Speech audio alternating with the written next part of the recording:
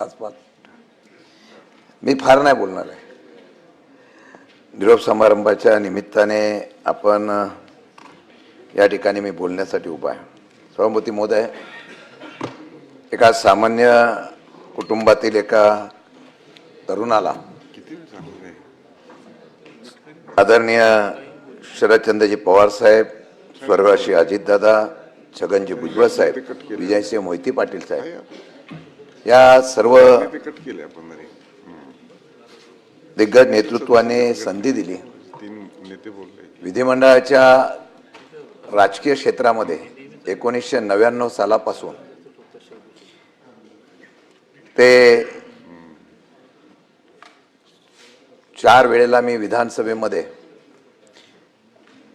आमदार म्हणून खालच्या विधिमंडळामध्ये काम करत होतो.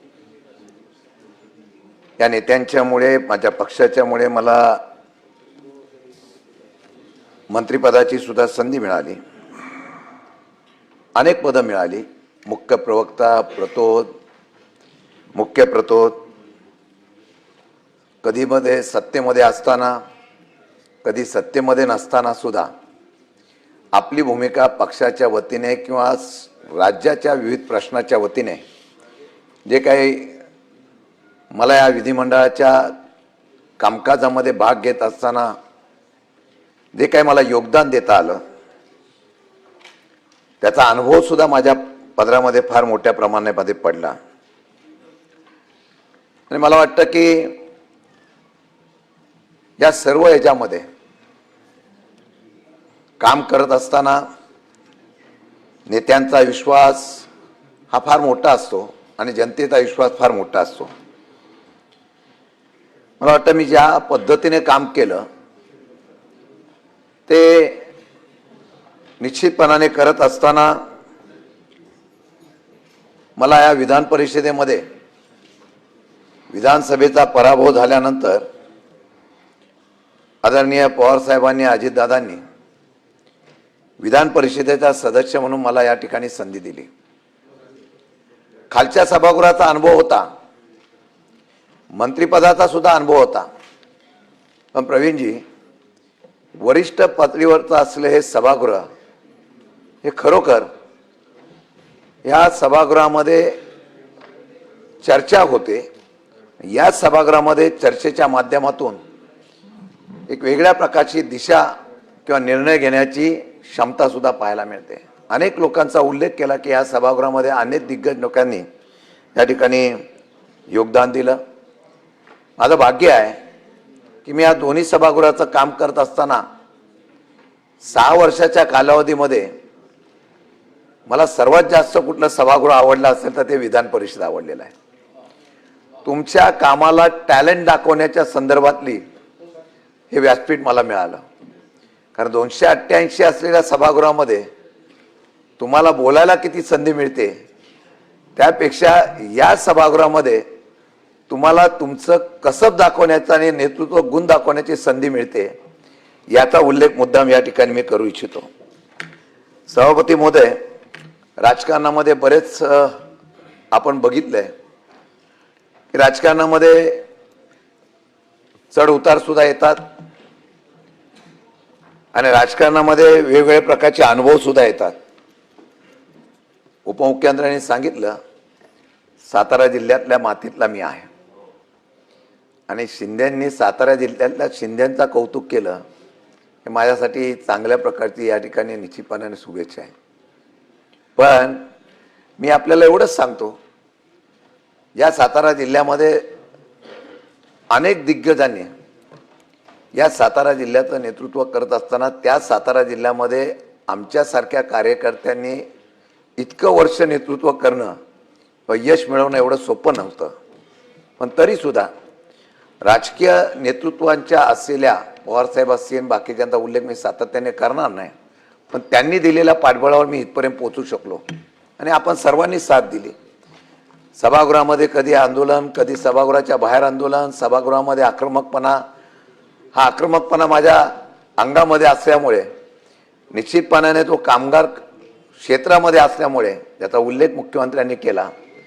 मुख्यमंत्री महोदय, माथाडी कामगारांच्यामुळे स्वर्गवासी अण्णासाहेब पाटील असतील, शिवराव पाटील साहेब असतील यांच्यामुळे मी कामगार क्षेत्रात आलो आणि राजकीय क्षेत्रात माझा प्रवेश झाला. कामगार चळवळीतलं असलेलं माझं आजचं योगदानामुळे, माथाडी कामगारांच्या आशीर्वादामुळे मी इथं यापर्यंत पोहोचू शकलो याचा मुद्दाम उल्लेख करतो. राजकारणामध्ये चांगले वाईट अनुभव येतात. जेवढा माणूस मोठा होतो तेवढा त्याला घेरण्याचा प्रयत्न सुद्धा होतो. आणि मला वाटतं की आत्ताच्या राजकारणात मी बोलणं बरोबर नाही, पण मध्यंतरीच्या काळामध्ये अशा काही राजकीय घडामोडी होतात, त्यामध्ये या ठिकाणी आरोप खोटे पण होतात, राजकारणात अडचणीत आणण्याचा प्रयत्न होतो, गुन्हेसुद्धा दाखल करण्याचा प्रयत्न होतो. आणि अशा वेळेला कुटुंब असेल, आम्ही सगळेजण राजकारणामध्ये फार मोठेपणा असो. आणि मी मुख्यमंत्र्यांना तसं धन्यवाद देईन की त्या काळामध्ये ज्यावेळेला त्यांना सत्य कळलं तेव्हा त्यांनी माझ्या पाठीमागं उभं राहण्याचा निर्णय घेतला. हे सांगण्याचं पण धाडस लागतं, कारण ज्यावेळेला एखादी घटना घडते त्या घटनातून एखाद्या वेळेला चुकीचं झालं तर आयुष्य उद्ध्वस्त होतं. आणि ज्यावेळेला ते आयुष्य उद्ध्वस्त होतं त्यावेळेला मनामध्ये जिद्द काम करण्याची असते, ते कुठेतरी असं वाटतं की आता हे सर्व बंद करावं. आणि मला वाटतं त्यावेळेला मुख्यमंत्र्यांनी दिलेला असलेलं योगदान याचा उल्लेख करेन. फार बोलता येईल, पण मी एवढंच सांगेन की संधी मिळाली तिथं संधीचं सोनं करणं गरजेचं असतं. आज अजितदादा असतं तर वेगळं राजकारण पाहायला मिळालं असतं, आम्ही सगळे एकत्र येणार होतो आणि एकत्र आल्यानंतर वेगळी नवीन दिशासुद्धा आम्हाला भेटली असती, नवीन उमेद आम्ही ठरवली होती. असो, दादा गेले, परंतु दादा गेले तरी मी तुम्हाला सांगतो आदरणीय आम्ही आहे तिथं प्रामाणिक राहिलो. पवार साहेबांच्यावर असो, मला अनेक तसं प्रलोभन होते, अनेक त्या ठिकाणी बोलवण्याचा विषय आला, परंतु आपण जिथं आहोत ज्यांच्यामुळे घडलो त्या असलेल्या लोकांच्या बरोबर प्रामाणिक राहणं हीच खरी राजकारणातली विषय आणि ओळख असावी, ही पाळण्याचा प्रयत्न मी निश्चितपणाने केला.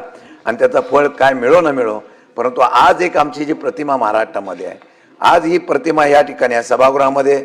मी अतिशयोक्तीपणा बोलत नाही, पण कोणताही विषय असला की सभागृहामध्ये आम्ही 2-3 लोक उभं राहिलो की आपोआप समोरच्यांना सुद्धा वाटतं की हे बोलतायत म्हणजे काहीतरी. आणि आम्ही अभ्यासपूर्ण बोलून त्या प्रकारे निर्णय घेण्याचा प्रयत्न केला.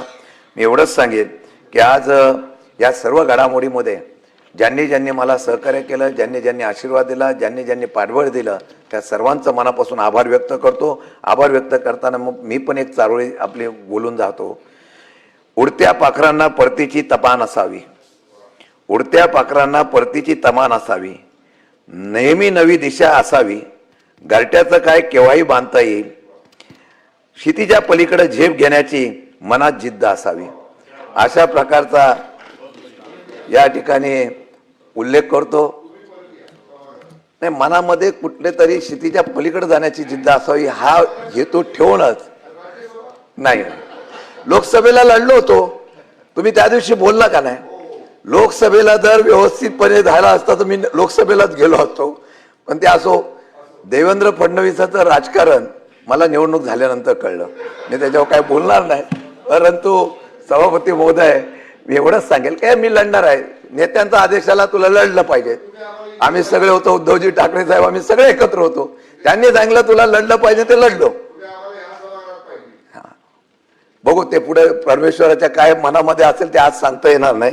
पण मी एकच सांगतो की शेवटी परिणामाचा विचार न करता जो संघर्ष करतो तो लोकांच्या हृदयामध्ये असतो, नेत्यांच्या हृदयात असतो. आणि मला वाटतं ते करण्याचा प्रयत्न मी केला, एक आपलेपणा जपण्याचा प्रयत्न केला. आणि मला माहिती आहे की आपण सगळेजण एका राजकारणामध्ये काम करणाऱ्या कार्यकर्त्याच्या असलेल्या कर्तृत्वाला निश्चितपणाने दाद देण्याचा प्रयत्न करता, ही निश्चितपणाने मी अपेक्षा व्यक्त करतो. आणि मनापासून आमच्या सर्व बाकीचे सदस्य जे आहेत त्यांचं सुद्धा मी मनापासून अभिनंदन करतो, आभार व्यक्त करतो. उद्धवजी साहेब असतील, त्यानंतर नीलम गोरेताई असतील, बाकीचे सर्व सदस्य, या सगळ्यांचं मनापासून मी अभिनंदन करतो, आभार व्यक्त करतो. आणि सभापती महोदय तुमचं विशेषतः आभार व्यक्त करतो, कारण सालच्या सभागृहामध्ये असताना विरोध असला ते आम्हाला बोलायला मिळायचं नाही, सत्तेमध्ये असलं की आम्हाला बोलायला मिळायचं नाही.